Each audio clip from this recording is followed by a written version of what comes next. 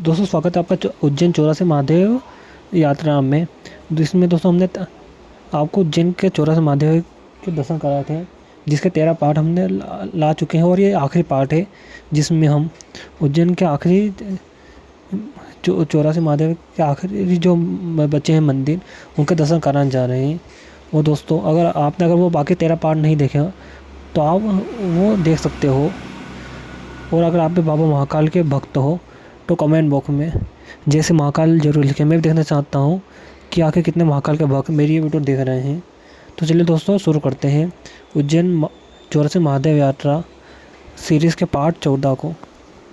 कि है ऐसा शिवलिंग जिसकी पूजा स्वयं हनुमान जी ने की थी।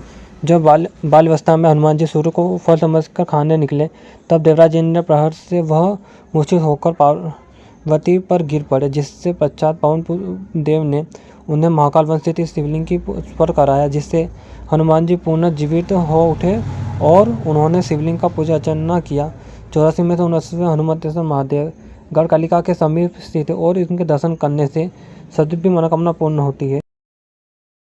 स्वस्पेश्वर महादेव जो कि 84 में से 80वें स्थान पर आते हैं, इनके दर्शन से पूरे बुरे स्वप्न जो होते हैं उनका नाश होता है, क्योंकि इनका नाम ही स्वप्नेश्वर महादेव है। तो आइए आपको भी श्री स्वप्नेश्वर महादेव के दर्शन कराते हैं, जो कि बाबा श्री स्वप्नेश्वर महादेव जो कि 84 में से 80वें स्थान पर आते हैं। इनके दर्शन करने से 84 में योनियों से छुटकारा पाकर मनुष्य मोक्ष में जाता है और बुरे स्वप्नों का भी को जो निवारण होता है। बुरे स्वप्न इनके दर्शन मात्र से ही नहीं आते हैं जो दर्शन करते हैं स्वप्नेश्वर महादेव के।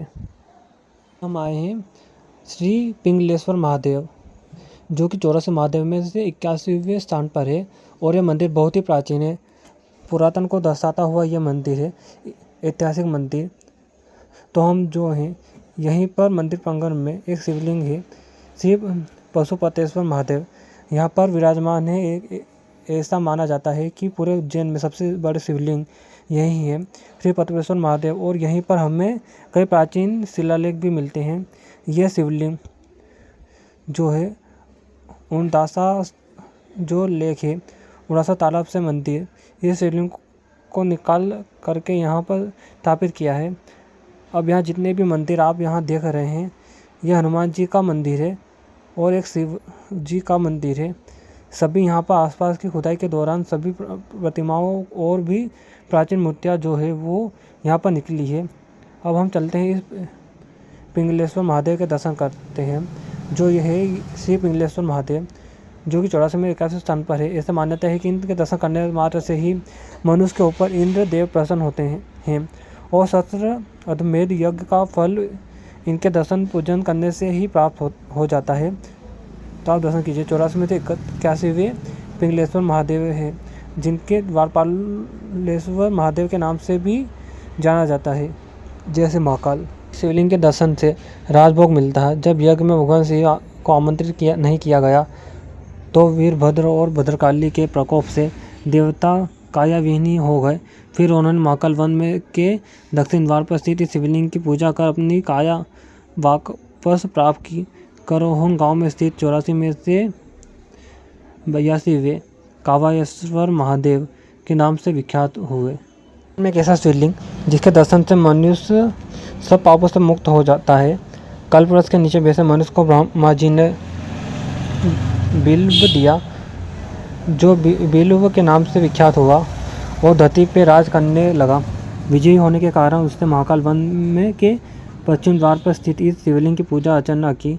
गंभीर डेर के पास स्थित 84 में से 83वें बिलकेश्वर महादेव के नाम से विख्यात हुए। शिवलिंग के दर्शन करने से एक राजा को मेंढक की योनि से मुक्ति मिली थी। जब अयोध्या के राजा अपनी पत्नी को ढूंढने हुए तालाब के पास पहुँचे, तब मेंढकों के राजा आयु वहां आए और उन्होंने बताया कि आपकी रानी को नागलोक के राजा नागचुन ले गए। तब पश्चात राजा ने याद करने पर नागचुन ने रानी को वापस लौटा दिया और महाकाल वन में स्थित इस शिवलिंग की पूजा की। दुर्योधन अर्थात मेंढक के रूप पूजन करने से यह शिवलिंग दुर्योधन महादेव के नाम से विख्यात हुआ।